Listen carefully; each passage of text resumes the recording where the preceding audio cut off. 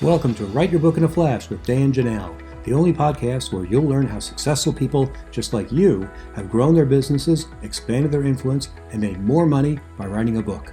On each episode, you'll learn the inside secrets to help you create a book that can serve as a powerful marketing tool to skyrocket your business. I'm your host, Dan Janal.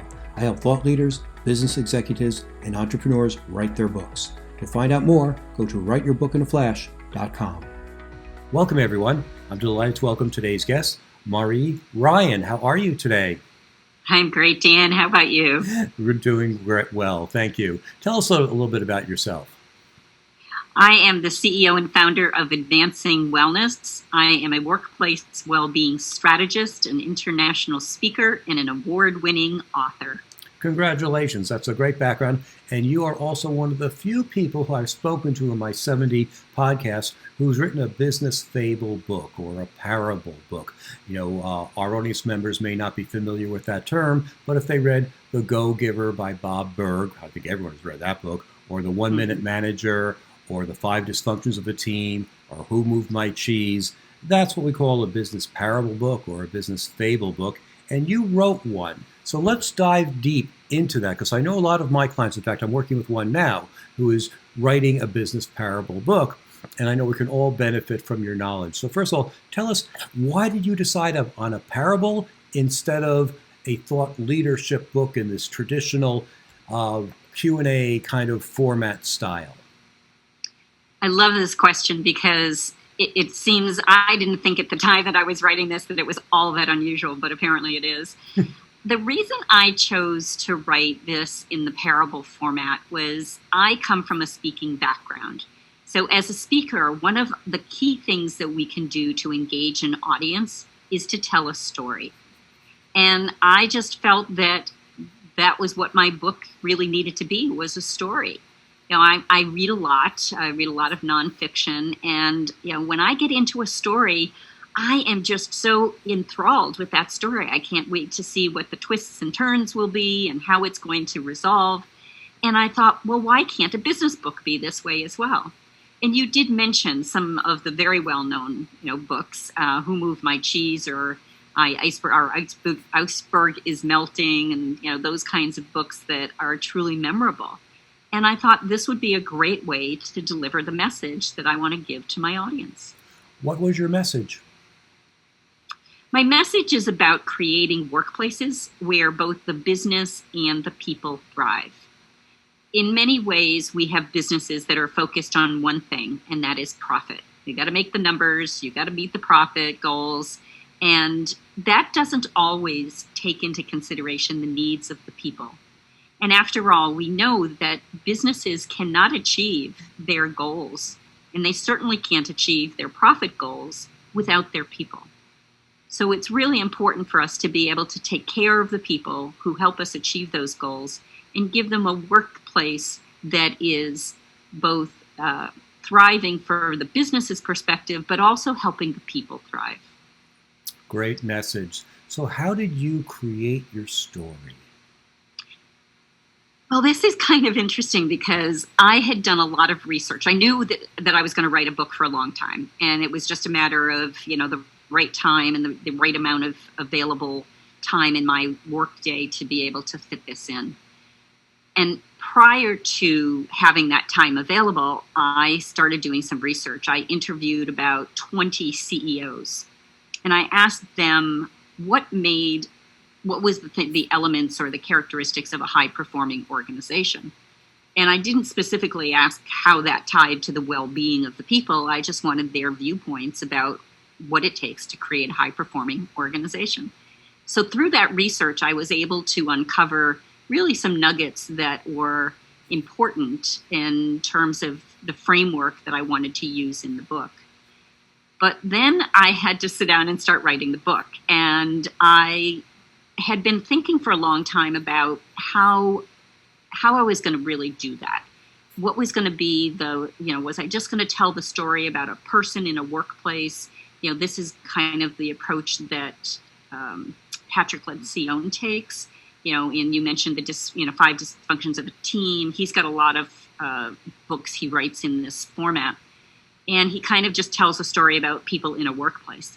And I thought, nah, I'm not sure that's going to work for me. And then I was attending an event in Washington, D.C. I was in the Georgetown area in Washington. And I was out for my morning walk. And as I walked by some shops in Georgetown, I saw a bee decal in the window, like a honeybee kind of thing. And I thought, bees. What if I used the hive, a beehive, as a metaphor for the workplace? And I kept thinking about that. And then I thought, I really don't know anything about bees, so I'm going to have to do some homework here if I'm going to make this legit. And I decided that was going to be the metaphor. And bees are working in a hive. They're the worker bees, and they're the ones that make it happen. And so I started by just beginning the research on bees and beehives and whether that was going to be an appropriate metaphor. And it turns out it's a pretty good metaphor for the workplace. I took some liberties with making, the queen bee the CEO and things like that, which in reality aren't true because it's not a hierarchical structure. But it gave me the framework, and then I was able to start to introduce the characters. So it's set in two beehives.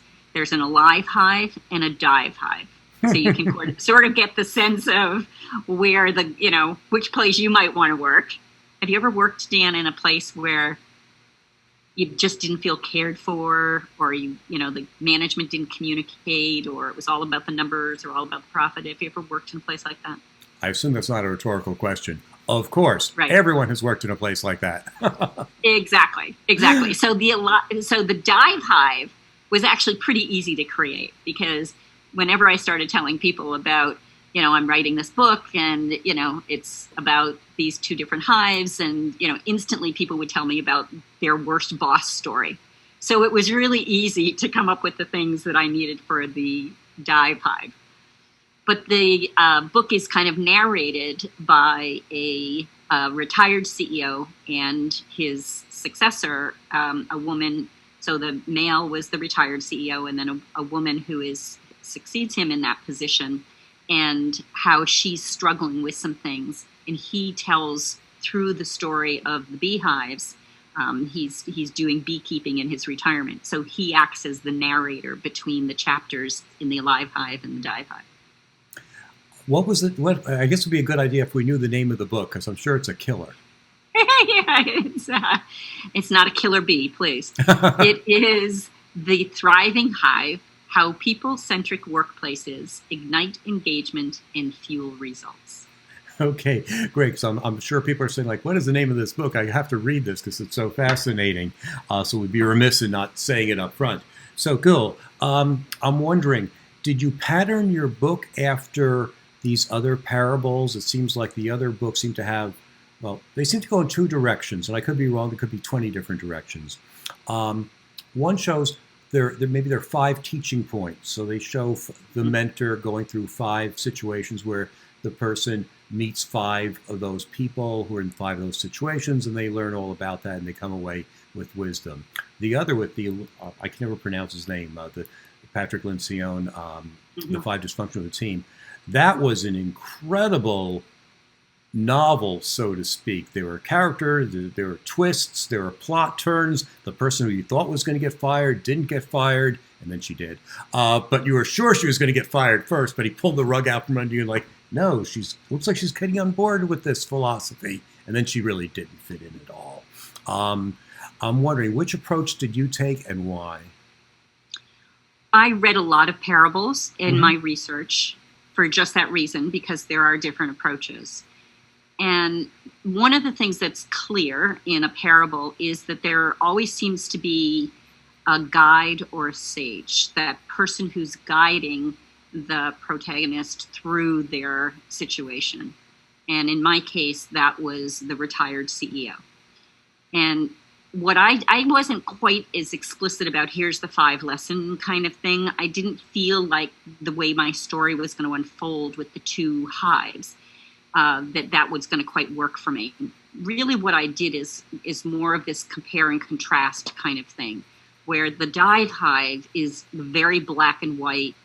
We're not taking care of our people. We're using them up, killing them quite literally, and just moving on and getting more workers. So very dramatic black and white kind of approach.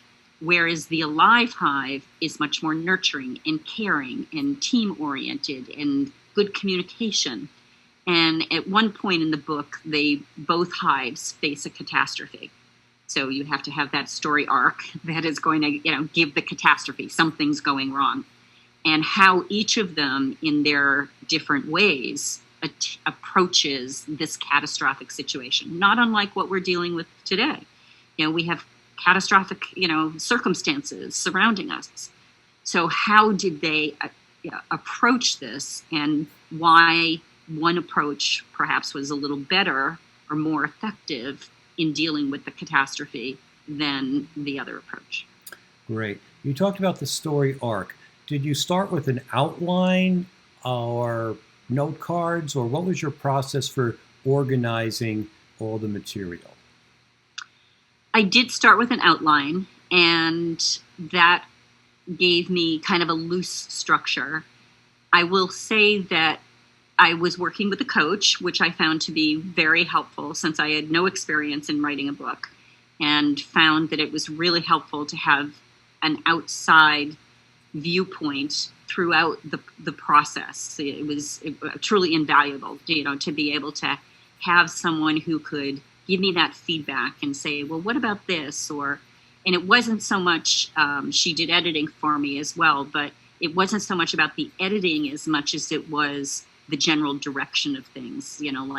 All right, we got to a certain point, and then we said, okay, now this is where we need the catastrophe to, unfold. So it was helpful to have, that kind of guidance. But I would say it was really more of a loose outline.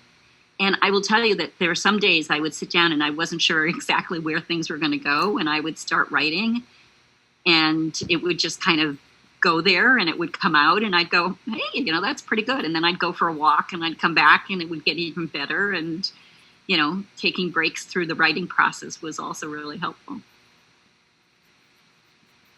Yeah, I actually wrote, I ghost wrote a book with a doctor, or co-wrote a book with a doctor about telemedicine, and he liked it so much we wrote another book about Medicare Advantage. Two books that would normally be dry as anything. In fact, his first outlines to me were really frequently asked question files.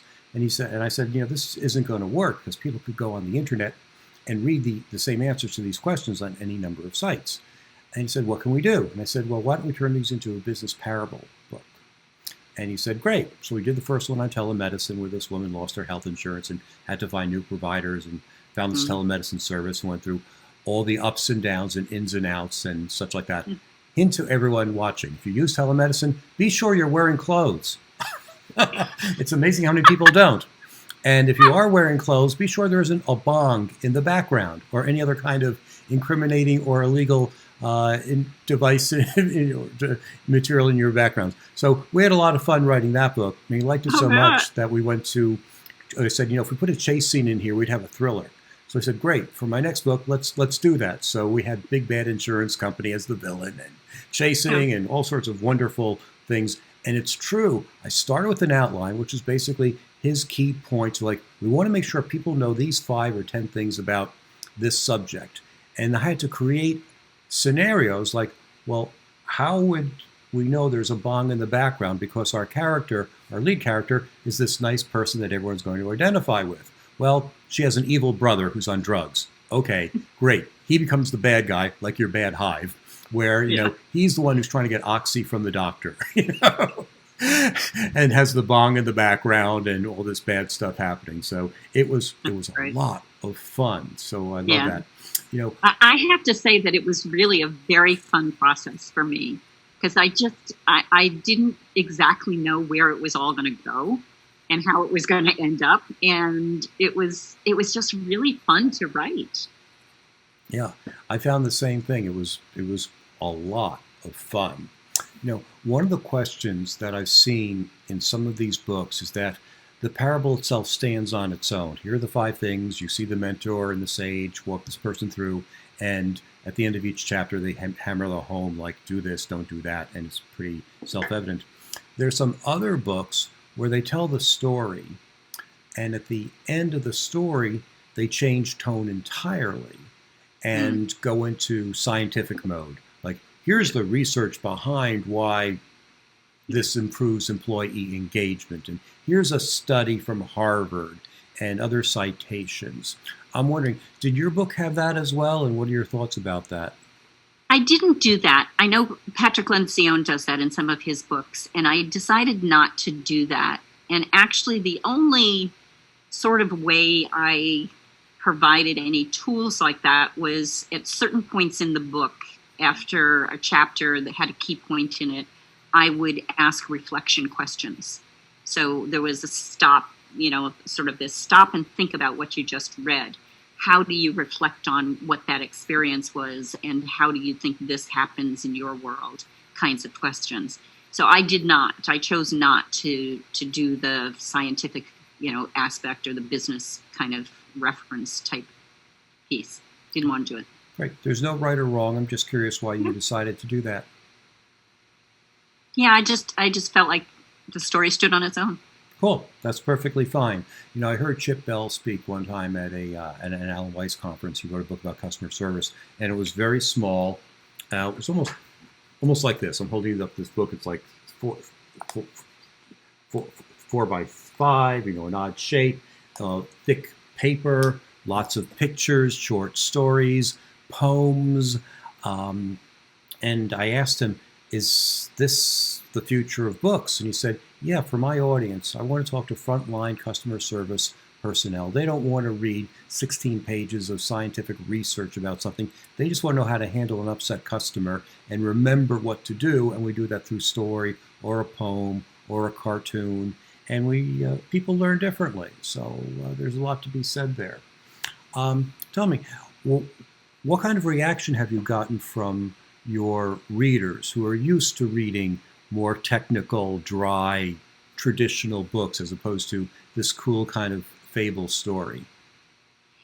I did get very positive feedback, and people really felt like they could relate to the characters. They felt like the book drew them in a way that they wanted to just keep going and find out what was going to happen next and how was it going to unfold. So I got really good feedback on it. And then in 2019, I won a National Business Book Award for this book. Oh, cool. Congratulations. That's excellent. Thank you. So, yes, very exciting. So someone besides my mother liked it. Yeah. So our audience are mostly speakers, consultants, coaches, entrepreneurs who are looking to write a book that promotes their businesses. Do you think a business parable book is the kind of book that will help them build their businesses? I absolutely believe that it is. I believe that anytime you tell a story, and especially, if you said you've got speakers in your audience, anytime we tell a story where we can bring those elements of emotion into it, where we're really getting to a point where people feeling they're connecting to that story through that emotion, I believe that's going to be a powerful way to connect to your audience. And if we can do that in our writing as well as our speaking, I think it's really important to do. Cool. I agree completely. So if someone were thinking about, do I write a traditional book that I've read since college about the 10 ways to do something, or do I go in the direction of Who Moved My Cheese? What do you think what advice would you give them? I'd say go for it. Go for the parable format. First off, they're shorter books. Parables tend to be books that are, not 400 pages long. They're going to be fairly short. And, if you outline what your key messages are and then can build a powerful story around those key messages. And again, you've got lots of latitude in the way you can build the story. You can have villains and you can have the protagonist, encounter the crisis situation and have to overcome that crisis, and all of the things that you would do in traditional story or movie kinds of things, right? There's a whole pattern to how do you do that. And I would say try it. It's worth the effort to try and see if it's going to be meaningful and if it's a story that people can relate to. Fantastic. I've learned so much. I'm sure everyone listening has as well. We can't wait to read your exciting book as well and find out how to have happy bees instead of dead bees. So tell us, Marie, who is your ideal client and how can they get in touch with you? The work that I do as a workplace well-being strategist is generally with corporations who want to create a workplace where their people thrive. And I generally work with the human resource team, senior human resource professionals in those corporations. I'm also a speaker. I speak on a variety of topics related to well-being in the workplace. So all of this is workplace related. And my information is available on my website at advwellness.com, or you can find me on LinkedIn. And my book is available on Amazon in paperback, ebook, and also available on Audible. Fantastic. Thank you so much for being with us today. My pleasure, Dan. Thank you. Thanks for listening to Write Your Book in a Flash with Dan Janal, the only podcast that shows you exactly how people just like you have built their businesses by writing a book. If you'd like to write your book but don't know where to start, you can find great information at writeyourbookinaflash.com. Thanks again for listening. We'll be back next week with another insightful interview to help you become a top business leader.